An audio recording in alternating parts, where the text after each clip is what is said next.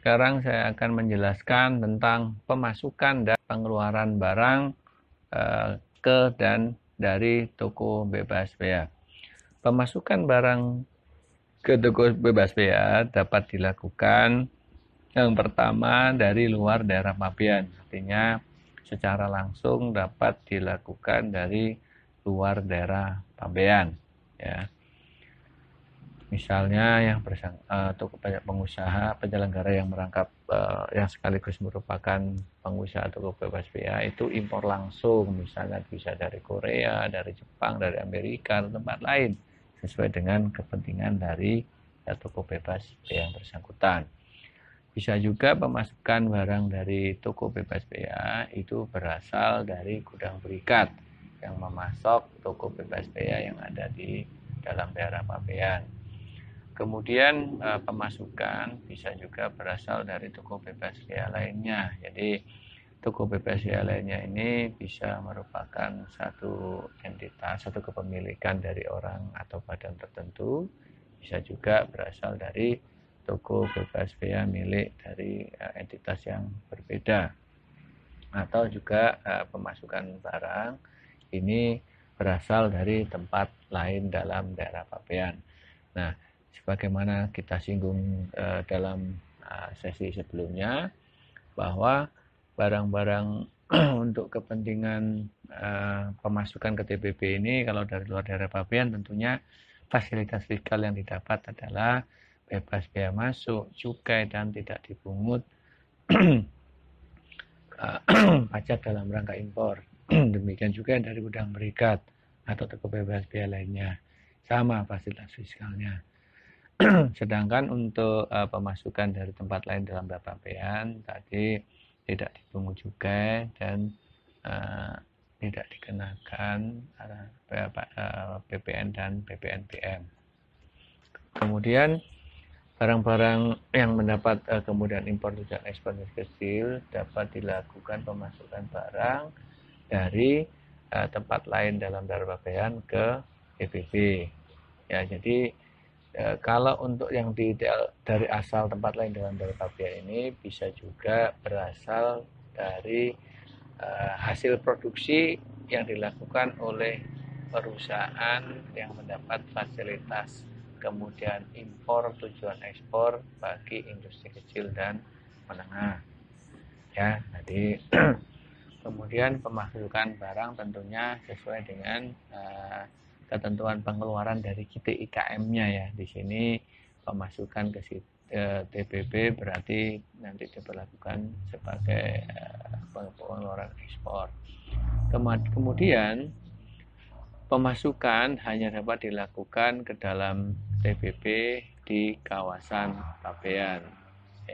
Ya, itu ada ketentuan pembatasannya bahwa pemasukan barang-barang yang berasal dari KTIKM ini harus dilakukan di TBB yang memenuhi persyaratan atau yaitu TBB-nya di kawasan pabean.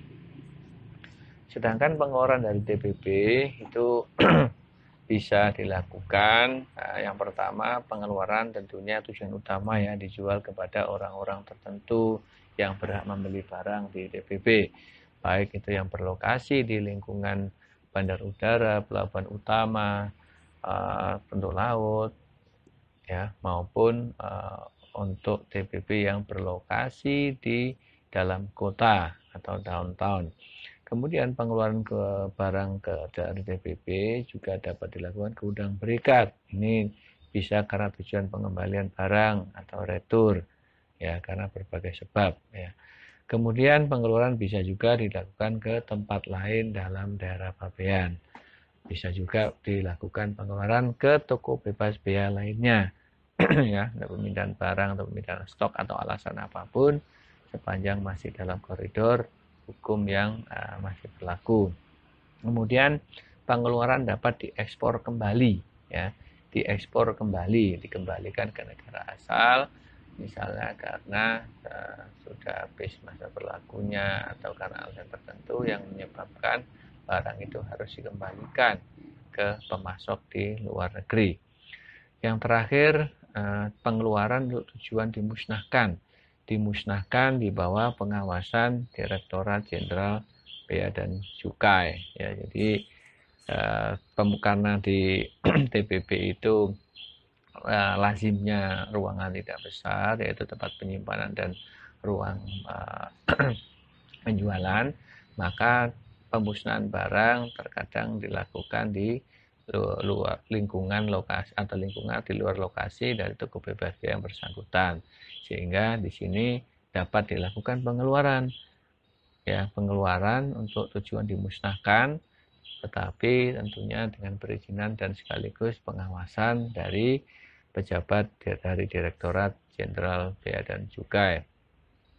Nah, karena di dalam toko bebas bea ini terdapat barang kena cukai, maka tentunya atas pemasukan maupun pengeluaran barang kena cukai berlaku ketentuan di bidang cukai. Ya, termasuk di sini dokumen-dokumen yang menyertai pemasukan pengeluarannya.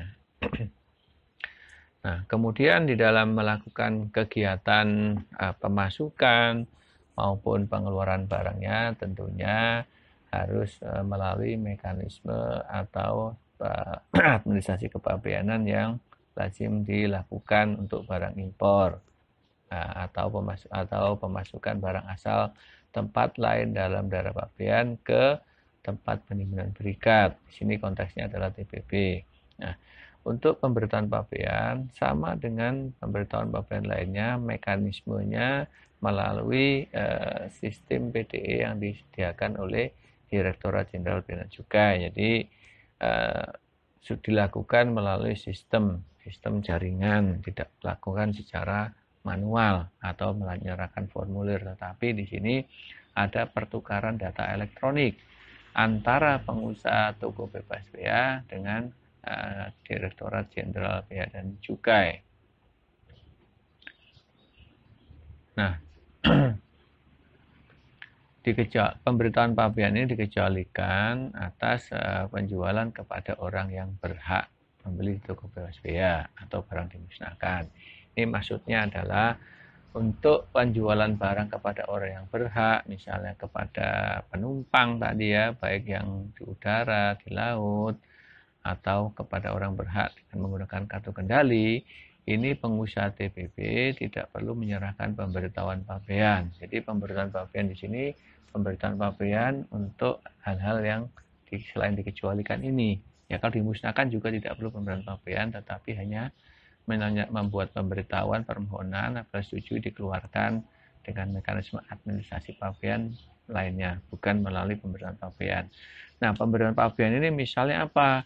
Misalnya ada impor langsung, berarti terkait dengan pemberitahuan pabean, atau pemasukan barang dari gudang berikat juga ada mekanisme pemberitahuan pabean.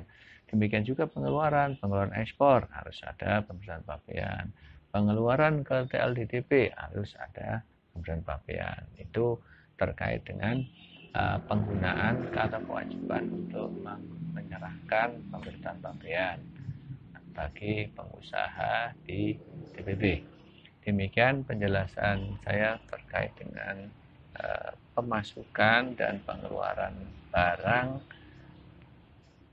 dari dan ke tempat penimbunan berikat.